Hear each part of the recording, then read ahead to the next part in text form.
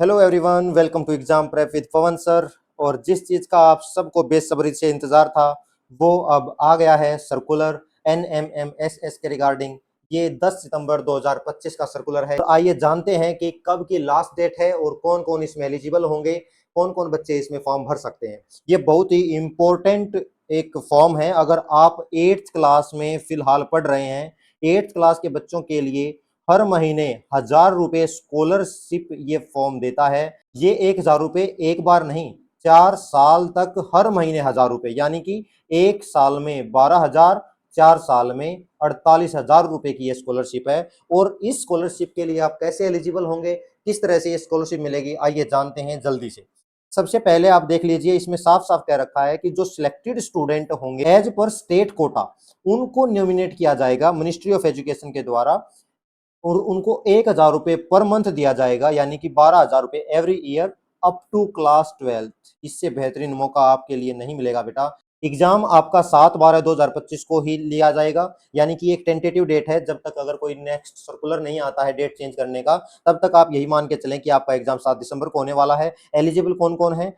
जो government school में पढ़ते हैं या फिर गवर्नमेंट एडेड स्कूल में पढ़ते हैं या फिर लोकल बॉडी स्कूल में पढ़ते हैं, GN सिटी ऑफ दिल्ली के, यानी कि GN सिटी दिल्ली के अंदर के वो स्कूल होने चाहिए, गवर्नमेंट एडेड या फिर लोकल बॉडी के। इसके लिए आपको ये भी देखना होगा कि आपके 7th क्लास में 55% हो अगर आप जनरल कैटेगरी से बिलोंग करते हैं, 50% मार्क्स होने चाहिए अगर आप SC ST या PH कैटेगरी से बिलोंग करते हैं। पिछले साल 2024 से 25 से सेशन में आपके पास में ये मार्क्स होने चाहिए।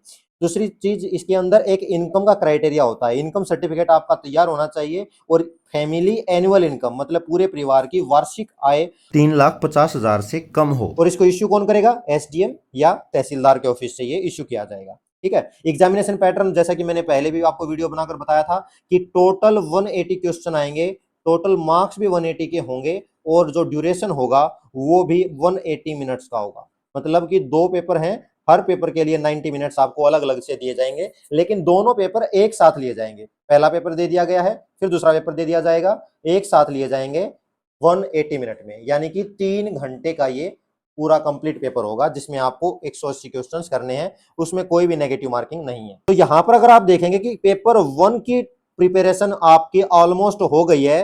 केवल मैथ से रिलेटेड जो क्वेश्चन पेपर 1 में पूछे जाते हैं आपकी केवल वो प्रिपरेशन रहती है, नहीं तो मैथ का यानी कि मेंटल एबिलिटी टेस्ट के बारे में आपकी तैयारी मैंने करवा दी है। आपकी क्लासेस मैंने कंप्लीट करवा दी हैं। अगर आपने अभी भी वो क्लासेस नहीं देखी हैं तो नीव बैच के माध्यम से ये इसकी तैयारी हम अभी करने लग रहे हैं। ये आपको मिलेगा प्लेलिस्ट के अंदर। अगर मेरे चैनल पे जाओगे, प्लेलिस्ट में जाओगे, तो प्लेलिस्ट में आपको NMMSS/MVPP स्कॉलरशिप के नाम से आपको प्लेलिस्ट मिलेगी। इस प्लेलिस्ट में आपको सारी क्लासेस मिल जाएंगी पिछली। अगर आपने अभी तक ये क्लासेस नहीं देखी हैं तो आप देख लीजिए। अभी हम जो वहां पर करने लग रहे हैं SAT यानी कि स्कॉलस्टिक एप्टीट्यूड टेस्ट के लिए जनरल साइंस की क्लासेस हम अभी करने लग रहे हैं। टेलीग्राम चैनल पर आपको मैं प्रैक्टिस क्वेश्चंस देता हूं, टेलीग्राम चैनल पर मैं आपको नोट्स प्रोवाइड करता हूं और जो भी इंफॉर्मेशन होती है वो टेलीग्राम चैनल के माध्यम से आप तक पहुंचाता हूं।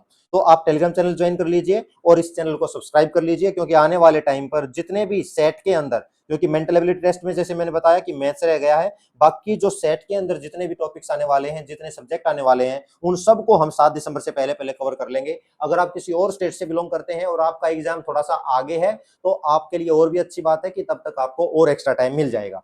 The selected students as per merit as per state quota will be recommended for the scholarship. मतलब मेरिट बनेगी, जो टॉप के स्टूडेंट्स होंगे उनको निकाला जाएगा। और मैंने आपको बता दिया था कि स्टेट कोटा में कौन सी स्टेट के कितने बच्चों को स्कॉलरशिप दी जाने वाली है। अब बात कर लेते हैं कि अप्लाई कैसे करना है। आपको सबसे पहला काम करना है कि अपने स्कूल के नोडल इंचार्ज जो टीचर हैं, जिनको इसका प्रभार दिया गया है, इनकी ड्यूटी दी गई है, उनसे आप बात करेंगे और उनको बताएंगे कि मैं भी ये फॉर्म भरना चाहता हूं। वो आपकी पूरी हेल्प कर देंगे इस फॉर्म को भरने में।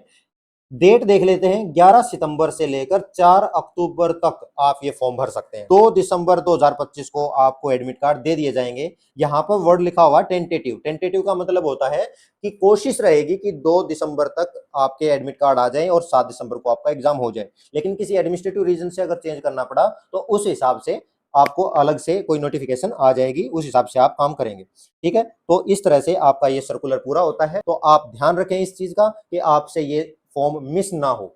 एमवीपीपी जो कि क्लास 9th के बच्चों के लिए होता है, उसके लिए मैं एक सेपरेट वीडियो लेकर आऊंगा, उसमें आप अपनी एलिजिबिलिटी चेक कर लें। Thank you very much.